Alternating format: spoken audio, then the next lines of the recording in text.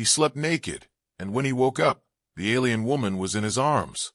He woke to the sound of something humming, low, steady, like the afterthought of a machine refusing to die. The ship's lights flickered above him, pale and cold, and for a few disoriented seconds, he thought he'd left the reactor running again. Then the warmth hit him. Not the artificial kind, not the recycled air that smelled faintly of metal and old socks, but something soft, organic, alive.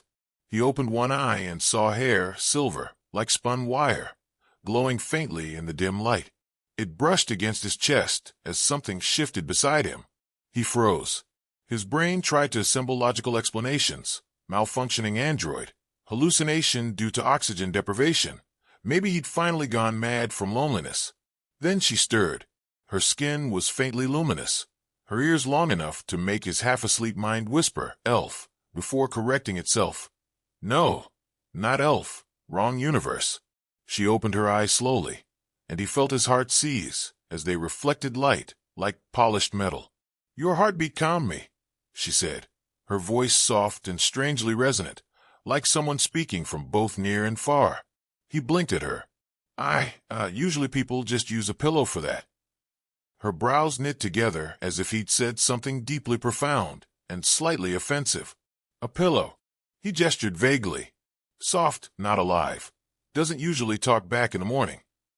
She tilted her head, studying him like a curious scientist observing a particularly uncooperative lab rat. "You are human." "Last I checked." He sat up, the thin survival blanket sliding down to his waist, realizing only too late that he was very, very naked. "Okay," he muttered, clutching at the blanket. "First contact protocol definitely didn't prepare me for this." She didn't flinch or avert her gaze.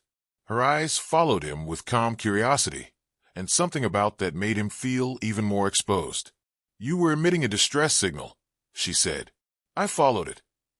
My beacon wasn't working." She nodded slightly. "Not through your machines. Through your heart." He squinted. "Right. So you have, what Wi-Fi for emotions?" She didn't answer, only touched the wall of the ship. Her fingertips left faint trails of light that sank into the metal, the glow spreading like veins through the bulkhead. System sputtered to life, a few panels flashing with new energy. Eli let out a low whistle. "Okay, so either you're an alien miracle worker or the best electrician I've ever met." She smiled, faint but unmistakable. "I repaired what I could. Your ship was lonely." He rubbed the back of his neck. "It's not the only one." The silence that followed was almost comfortable. The wreck creaked occasionally, the wind outside whispering against fractured metal, and for a moment, he let himself believe this was normal, just another weird day in deep space. Then she looked at him again, more serious this time. "You fell from the sky." "Why?" "Because gravity," he said deadpan. "Terrible habit I have, always obeying physics." Her lips twitched. "You joke often. It's a coping mechanism. You might want to pick it up if you're sticking around." "Sticking around?" He shrugged. "Well, you'd just break into my ship, fix my systems, and sleep next to me. Feels like we're past introductions." Something like amusement flickered across her face. "I am Sora," she said finally. "Eli." He nodded. "Engineer, crash survivor, full-time disaster." Her ears moved slightly, catching the hum of the revived machinery. "Eli," she repeated, as if tasting the word. "You have a strong name." "Thanks. My mom picked it out. Never thought it'd be the first thing an alien said to me, but hey, milestones." She walked toward the viewport, her steps nearly silent, the light from her skin reflecting off the shattered glass. Beyond, the planet stretched in eerie stillness, rivers of silver dust, fractured canyons, and a sky that glowed red as if perpetually sunset. "Where's this place?" she asked. He sighed. "Uncharted. No beacon pings, no orbital records. I call it Crash and Burn 5. Working title." She frowned, clearly unimpressed. "You give strange names." "I have a talent." He reached for a nearby console, tapping in commands. "If we can get the reactor stable, maybe the distress signal will actually reach someone this time." Sora placed her hand beside his. The console brightened instantly. Data streamed faster. He glanced at her. You just hijacked my interface. She looked confused. Hijacked? It means you're better at my job than I am. Her smile deepened slightly. I will accept that. For the first time since the crash, the ship hummed with steady power. Life support flickered back to green. Oxygen levels rose. Eli leaned back in his chair, letting out a shaky laugh. You know, most people bring coffee when they wake up next to someone. You bring fusion stability. That's new. Coffee. He grinned. Don't worry. I'll explain later. It's basically how humans simulate consciousness. Her silver eyes softened, watching him. You are strange, Eli. But your strangeness is warm. He blinked, caught between laughter and something else he couldn't quite name. Yeah, well, I try. Outside, lightning forked across the horizon, silent and pale. Inside, two survivors of different worlds sat amid the wreckage, surrounded by the hum of a half-living ship and the soft glow of alien light. Neither spoke for a while. Eli didn't know what tomorrow would bring, or if rescue would ever come. But for the first time since the crash, the silence didn't feel like loneliness. He looked at her, the faint shimmer of her skin reflected in his eyes, and said, So breakfast? She blinked. What is breakfast? He smiled. You're gonna love it. It's the only thing humans invented that can compete with miracles. The morning, if it could be called that, arrived as a dull crimson light creeping through the broken viewport. The planet's sun refused to rise or set properly. It just hovered at the edge of the sky, like a lazy god who'd lost track of time. Eli sat at the console, one leg tucked beneath him, trying to coax a reactor designed for civilized systems to behave in a place that clearly wasn't civilized. Sora sat cross-legged across from him, watching in quiet fascination as he muttered to himself. Every few seconds he gave the ship gentle encouragement, as though it were a sulky pet refusing to eat. If you don't stabilize in the next 10 minutes, he warned the humming machinery, I'm going to rename you Scrap Heap Alpha. Don't test me. You speak to your machines as if they understand you, Sora said. They do, Eli replied without looking up. They just choose to ignore me, like everyone else I've ever dated. She tilted her head. You were attached to your previous machines? He snorted. Not emotionally. Well, mostly not. The reactor finally gave a sigh and powered up with a dull roar. Lights flickered through the ship, like veins lighting up beneath skin. Sora smiled faintly, her long ears twitching. It responds to your voice. Eli shrugged. Yeah, I've got that effect on technology. Women, not so much. I think that is untrue. He looked up at her, surprised. You do. You have stabilized your ship and my nerves in the same day. That seems effective. Eli blinked, unsure whether to be flattered or deeply concerned. You really know how to compliment a guy. Sora stood and moved toward the small viewport.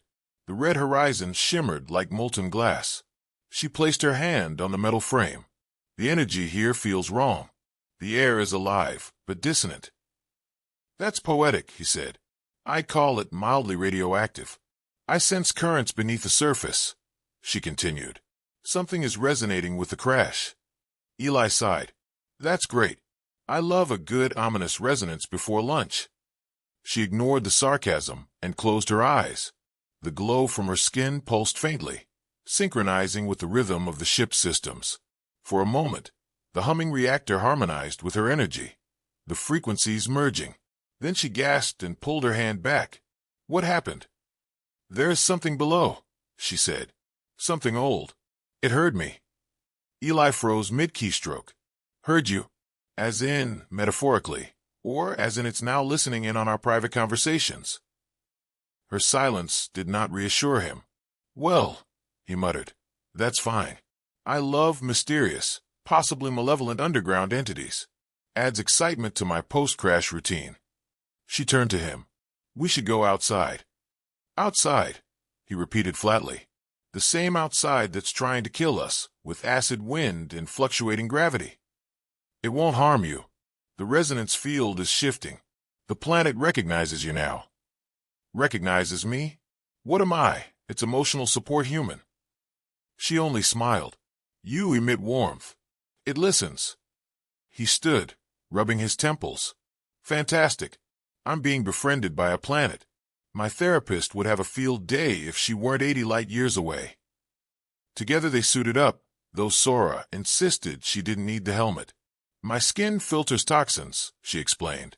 Right, he said, adjusting his cracked visor. So if I start melting, you'll what? Write a touching eulogy? I will improvise one with appropriate sentiment. Comforting. When they stepped out, the landscape expanded around them in breathtaking strangeness. The surface shimmered with a thin layer of metallic dust that seemed to hum underfoot. The wreck loomed behind them like a wounded animal. Sora moved gracefully, her steps light, almost floating as the planet's inconsistent gravity shifted. Eli stumbled after her. You sure this place isn't going to swallow us? It remembers my kind, she said quietly. My people came here long ago. He raised an eyebrow. Let me guess. Things didn't go great. Her silence confirmed it. They reached a ridge overlooking a series of crystalline formations that rose like frozen lightning. The ground vibrated faintly. Sora crouched and touched the dust. It lit up under her fingers, spreading a pulse outward. Eli took a cautious step back. I really hope that's not a planetary alarm system. Not alarm, she said. Memory. Before he could reply, the crystals flared to life, projecting faint holographic images into the thin air. Figures of tall beings with long ears and shimmering skin, their movements graceful, their voices a harmonic whisper he couldn't understand. Sora stared at them, wide-eyed. They are echoes. My ancestors. Eli watched the images moving like ghosts. Okay, that's hauntingly beautiful. And mildly terrifying. The holograms flickered, their words growing louder. Sora translated under her breath. They speak of the heart of resonance, the core of balance that was lost. Lost hearts, ancient ruins, cryptic prophecies. Great. We're officially in Chapter 2 of a bad sci-fi movie. But even as he joked, the air trembled. A pulse of light erupted from the largest crystal, and suddenly the ground beneath them shifted, sliding open like a trapdoor of sand. Eli yelped, grabbing Sora's arm as they both fell into darkness. When they hit solid ground again, the fall had been slowed, gently, impossibly, by a magnetic field that rippled around them. Sora exhaled softly. It welcomes us. Good to know, Eli said, brushing off dust. Tell it to provide snacks next time. A soft blue glow surrounded them. Metallic vines pulsed with energy, connecting to ancient machines buried deep below. The air was alive with hums and whispers. Sora stepped forward, her silver hair shimmering in the light. This is where it began, she whispered. Eli followed, his nerves buzzing with both fear and fascination. And I'm guessing this is also where things get really complicated. She smiled faintly. You wanted adventure.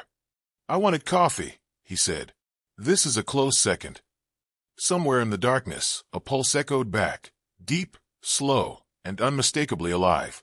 The ground vibrated again, not with hostility but with awareness, as if the planet itself had turned its gaze toward them. Eli sighed, glancing at Sora. Please tell me that's not your God calling. She looked at him, her metallic eyes glowing brighter. No, she said. It's yours. Eli landed flat on his back, which was fast becoming a theme in his interstellar adventures. The floor beneath him pulsed faintly, as though it had a heartbeat of its own. Sora crouched beside him, her hand pressed against the shimmering ground, eyes closed in concentration. You okay? She asked softly. Define okay, he groaned. If it means mildly concussed but still handsome, then yes. She ignored the sarcasm. We are inside the resonance chamber. The core's frequency still lives. He sat up, rubbing his shoulder. Fantastic. We've officially broken into an alien basement. That hums at us. Can't wait to see what kind of security deposit we lose on this one. The chamber stretched out endlessly, humming in low tones that seemed to speak without words. Thin streams of light ran along the walls like data flowing through veins. Sora moved forward, tracing her fingers along the streams. Each touch brightened the light until it glowed like liquid starlight. Eli followed her warily. You sure you should be poking the ancient alien circuitry? Last time I touched something that glowed, I got electrocuted and accidentally ordered 12 kilograms of freeze-dried noodles. The system recognizes me, she said. It knows my genetic code. Good, he muttered. Maybe it can also recognize my need for an exit. She turned slightly, the faintest smile tugging at her lips. You could leave. He crossed his arms. And miss out on the possibility of discovering what it's yours means? Not a chance. Besides, my ship's too broken for a dramatic getaway. The light ahead shifted, revealing a raised platform in the center of the chamber. Strange, circular symbols rotated above it, suspended in the air like orbiting moons. Sora stepped closer. Eli grabbed her wrist gently. Wait, maybe we think this through first? You know, scientific method? Observation, hypothesis, not dying. She looked down at his hand, then up at him. You fear knowledge. I fear knowledge that glows ominously and whispers my name in surround sound. The platform emitted a soft chime, as though offended. Sora pulled away, stepping onto it. The cymbals pulsed once, then steadied, and a soft hum filled the chamber. A projection emerged, tall. Humanoid figures made of light, their forms flickering like a forgotten signal. They spoke in a language Eli didn't know, each syllable vibrating in the air. Sora's expression tightened. They say the heart of resonance was meant to heal broken worlds, she murmured. But it was corrupted. Corrupted how? The frequencies turned inward. Instead of balance, they created division. Worlds tore apart. Species fell. Eli frowned. So cosmic malfunction. Great. And you think this planet's one of the casualties? She nodded slowly. It remembers what it lost. That's why I called you. Why me, he said. I'm not exactly the chosen one type. My biggest accomplishment last year was not setting the microwave on fire. You have something it needs, she said simply. A resonance it cannot find in itself. Please tell me it's not my charming personality. Her ears twitched slightly. It might be. He groaned. Wonderful. The universe is broken and apparently I'm the fix. Sora stepped closer, studying him. Your body emits a pattern, chaotic, but strong. Human emotions distort electromagnetic fields. You may be able to stabilize the heart if we find it. So, what you're saying is, I get emotional, and the galaxy heals itself. In theory. Perfect. I'm great at bad decisions driven by feelings. Before she could respond, the floor shifted beneath them. The lights along the walls dimmed, and a low tone vibrated through the air. Sora's head snapped up. It's awakening. Define awakening, Eli said, already regretting the question. The chamber walls rippled. Metallic filaments extended from the ceiling, forming intricate geometric patterns. They began to converge at the center, coalescing into a sphere of radiant energy. Sora's voice dropped to a whisper. The heart. Eli squinted at it. Looks more like a very angry plasma ball. The sphere pulsed, sending waves of sound through the chamber. The vibrations passed through Eli's chest like a second heartbeat. For a moment his vision blurred. He saw flashes of worlds, burning skies, figures like Sora's people vanishing into light. Then it was gone. He stumbled, catching himself on the platform. That was not fun. It's communicating, Sora said. It senses you. Yeah, well, I'm sensing a restraining order. The heart pulsed again, louder this time. A fragment of its light extended, touching Sora's arm. She gasped, the glow spreading through her body. Eli reached for her, panic rising. What's happening? It's reading us, she said through clenched teeth. It's trying to connect. Tell it to buy dinner first. She laughed weakly, the sound echoing strangely as her eyes filled with light. Then, just as suddenly, the connection broke. The heart dimmed, and the room fell silent except for their breathing. Eli caught her before she collapsed. You okay? Yes, she whispered. But it knows now. It knows who we are. He sighed. Fantastic. Sentient planets, telepathic hearts, and we're on first-name terms with all of them. It will call again, she said softly. Soon. Eli looked around the glowing chamber, feeling the faint hum in his bones. Then next time, we better bring snacks. If I'm going to save the universe with feelings, I'm at least doing it on a full stomach. Sora smiled faintly, still weak but alive. You joke in the face of the unknown. He grinned. That's the human way. Laugh now, panic later. Somewhere deep within the planet, a pulse echoed back, rhythmic and steady, as though the world itself was laughing with him. The drones came silently, slipping through the fractured walls of the wrecked ship, like shadows made of metal. Eli spotted them first, their surfaces reflecting the faint light of the heart's resonance from the planet below. He froze. They're here, he muttered, voice low. Sora's ears twitched, her silver hair glowing softly. They sense my energy. They think you are a threat. Eli squinted at the hovering machines. I'm a threat? I haven't even eaten breakfast yet. I'm unarmed and naked yesterday morning. What makes them think now is a good time? They are programmed to protect the heart, she said calmly. Any life force not recognized as friendly triggers them. He swallowed hard. That's comforting. The drones moved in synchronized patterns, wings of metal slicing through the air. Eli ducked instinctively, bumping into a console. Sparks flew. He raised his hands. Look, I come in peace.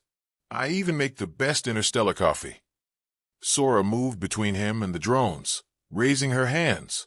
A faint blue aura spread from her fingertips. Do not harm him. The drones faltered, their scanning sensors flickering. One drifted closer, hesitated, and then recoiled violently, sending a pulse through the chamber. Eli yelped and grabbed onto a support beam. They are sensitive, Sora said. Too sensitive. I will calm them. No pressure, Eli muttered. Just save my life before I become a glowing footnote in someone else's adventure story. Sora stepped forward. Her glow intensified, pulsating in rhythm with the heartbeat of the ship and the resonance of the heart below. The drones hovered, uncertain. Their weapons whirred, but they did not attack. You can do this, Eli said under his breath. Just don't blow a fuse or anything. She extended her hand, reaching toward the largest drone. It shivered, then aligned itself with her pulse. Slowly, the others followed. Eli exhaled, relief flooding him. Good, he muttered. I think we just negotiated peace, with killer robots using heartbeats. That's a new one. Sora's eyes flicked to him. You speak strangely, but I understand your meaning. Yeah, he said, brushing a smudge of grease from his forehead. Humor. Humans are weird like that. It confuses things into not killing us. She nodded, almost seriously. Then it is useful. Eli stared at the drones, now hovering silently, aligned to her energy. You think they'll let us leave? They will follow, but they won't harm us, she said. Not if I maintain the pulse. He scratched his head. Great. We have loyal robot bodyguards. Does this come with uniforms or capes? Sora let a faint laugh escape, musical and soft. I think not. They moved toward the reactor room, drones trailing behind in perfect formation. The ship groaned under its weight, old metal complaining at the sudden energy surges. Eli muttered warnings to the machinery, half to calm it, half to calm himself. Why are you helping me? He asked after a moment, glancing at her. Because your presence stabilizes the resonance, she said. You are integral to the heart. If harm comes to you, the heart will falter. I'm integral, Eli said, stunned. I'm integral like a paperclip in a spaceship manual. More than a paperclip, she said, eyes meeting his. You are a living conduit. Without your energy, I cannot control the drones or the heart. He swallowed. Wow, I knew I had purpose. I just didn't know it involved cosmic babysitting. Sora allowed a small smile. You underestimate yourself. They entered the reactor room, and the drones positioned themselves around the periphery. Eli approached the console, fingers flying over the controls. If we can stabilize the power flow, maybe we can communicate with the heart directly. Maybe even negotiate. Sora crouched beside him. It listens to frequency. Your mind can direct it. He blinked. My mind? You do realize the last time I tried to direct frequency, it ended in 12 kilograms of freeze-dried noodles, ordering themselves via interstellar vending error, right? Her smile widened. Then we will proceed carefully. Eli exhaled. Yeah, careful. That's exactly what I wanted. Galactic life support in the hands of a sarcastic engineer and an alien woman with glowing skin. No chance of disaster there. She reached for his hand, and the moment their skin touched, the room shifted subtly. Lights brightened, the drones synchronized, and the faint pulse of the heart grew stronger. Eli felt it resonate through him, a vibration in his chest like a distant drumbeat. I feel it, he whispered. This weird, scary heartbeat thing. You are its anchor, Sora said softly. Without you, the heart cannot stabilize. Eli laughed shakily. Great. So I'm basically cosmic insurance. How's that for a resume line? She looked at him with a faint, wry smile. It suits you. The drones hovered, perfectly synchronized, forming a protective circle. Sora's glow intensified further, weaving through the light patterns in the room. Eli felt a surge of warmth. No, not warmth, connection. He realized he wasn't just helping her. He was part of this network now. Part of the heartbeat of the heart. Okay, he muttered, adjusting his stance. Let's see if we can make this thing stop trying to roast planets and maybe cooperate for once. Sora's hand squeezed his. Together. Eli nodded. Yeah, together. Also, if it starts talking, I call dibs on sarcastic commentary. She laughed softly. Agreed. Outside, the planet thrummed with anticipation, sensing the alignment of two very different beings who had somehow become its hope. Inside, Eli and Sora worked, hands and hearts intertwined, while drones hummed around them in protective patterns, the pulse of the heart responding with every breath they took. And Eli, improbably, felt like he was exactly where he was supposed to be, even if it meant saving a planet with feelings, humor, and an alien woman with glowing silver hair. The heart pulsed beneath them, low and steady, a rhythm that filled the ship, the planet, and something deeper inside Eli. He sat cross-legged beside Sora, their hands intertwined, feeling the resonance spread through their bodies like electricity and warmth entwined. The drones hovered silently, synchronized to her glowing pulse, as if the universe itself were holding its breath. Do you really think this will work? Eli asked, voice quiet. Sora tilted her head, silver hair brushing his arm. It must, but the heart requires balance. It will not stabilize with fear or hesitation.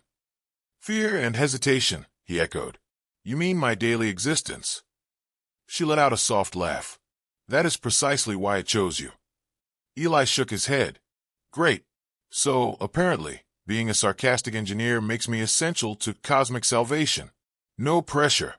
Sora's smile softened. I have faith in you. He exhaled, taking a deep breath. The pulse of the heart vibrated through him, resonating with his own heartbeat. He let his thoughts flow into it, letting his frustration, humor, confusion, and surprisingly fierce determination merge. The drones reacted immediately, their lights brightening, forming patterns that pulsed in harmony with his emotions. You're doing it, Sora whispered, her energy glowing brighter. The heart is responding. Eli grinned despite the tension. I knew all those hours of procrastination and questionable life choices would pay off. Suddenly, the resonance faltered. A flicker of chaos ran through the drones, and the heart's pulse stuttered. Eli felt the ripple in his chest like a punch to the sternum. What now? He muttered. Sora's hands clenched around his. It is testing us. It senses the imbalance and seeks reassurance. Reassurance, he groaned. I barely reassure myself every morning. I'm expected to reassure a sentient planet. You are not alone, she said. We are together. He met her gaze, and something unspoken passed between them. He let go of the sarcasm and reached into himself, sending calm, steady pulses, weaving his energy with hers. The heart shivered, then stabilized slightly. You are stronger than you realize, Sora said softly. And you are not just the anchor. You are its guide. Eli blinked. I'm a cosmic tour guide now. Great. I'm overdue for a paycheck. She laughed, light and musical. A guide, a companion, a friend. That is more than enough. The heart's light intensified, the drone's pattern solidifying into intricate geometric forms, each pulse perfectly timed with their combined energy. Eli felt it draw him in, not in a consuming way, but in a merging of purpose. He realized he had been running, surviving, avoiding connection, until now. "Let's finish this," he said. They focused together, blending human intuition and alien resonance. The pulse of the heart grew steadier, spreading through the planet, calming magnetic storms, stabilizing tectonic shifts, and synchronizing the drones completely. The air hummed with balance, a rhythm that Eli could feel in his bones. The chamber quaked once, a gentle reminder of the planet's awareness, then fell silent. The heart rested, dormant but steady, its energy balanced and aligned. Eli exhaled, leaning back against the wall. "Well, that was surprisingly exhausting. And fun, I guess. If your idea of fun includes potential death and alien consciousness." Sora smiled, brushing her glowing hand against his cheek. "We succeeded. The heart is stable. The planet is safe. And we are alive." He laughed, a sound half relieved, half disbelieving. Alive and slightly heroic. Who knew? Not me, that's for sure. Her ears twitched in amusement. "You underestimate yourself again." "Maybe," he admitted. "But I think I understand something now. Life isn't just surviving. Sometimes it's feeling, connecting, taking risks, and, dare I say it, caring about things bigger than myself." Sora's eyes softened, silver gleaming in the dim light. "That is growth. You have changed, Eli. Not just for the heart, but for yourself." He chuckled. "I suppose cosmic crises are good for character building." Who knew? They stood together, the drones circling above silently in approval. Eli felt the weight of his previous fear and isolation lift. He had found purpose, trust, and somehow, a companion who understood him in ways that made all the chaos worthwhile. "So what now?" he asked, glancing at her.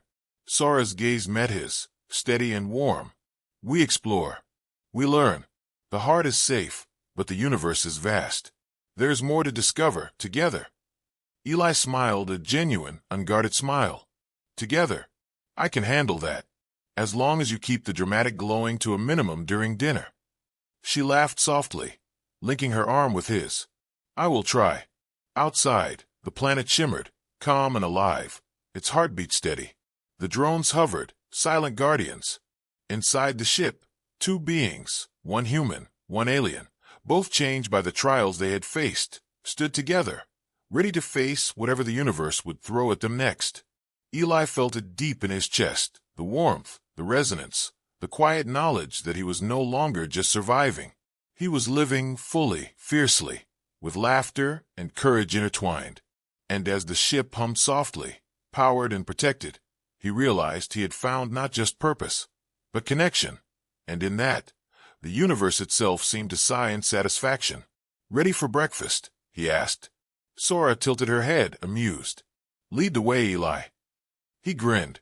"After saving planets and stabilizing alien hearts, I think we deserve pancakes." They laughed together, the sound merging with the pulse of the planet, a quiet harmony to close a chapter of chaos, fear, and discovery. The universe was vast, yes, but they were ready.